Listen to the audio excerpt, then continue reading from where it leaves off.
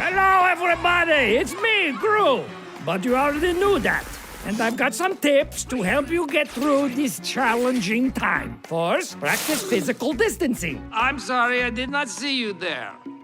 I've been doing it my whole life. Or there. Plus, there are lots of things you can do at home, like stay active with some sick dance moves, be daring, and whip up a new dish. I love the combination of gummy bears with meat. You can do video calls for all of your important meetings. What? Sorry. Or just have some fun.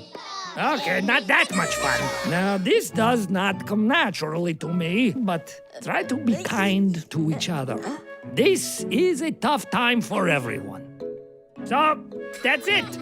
Stay home, stay healthy, and remember, we're all in this together. What? But totally separate.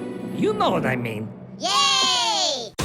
This summer, get ready for action. Bad guys, snacks, Snack.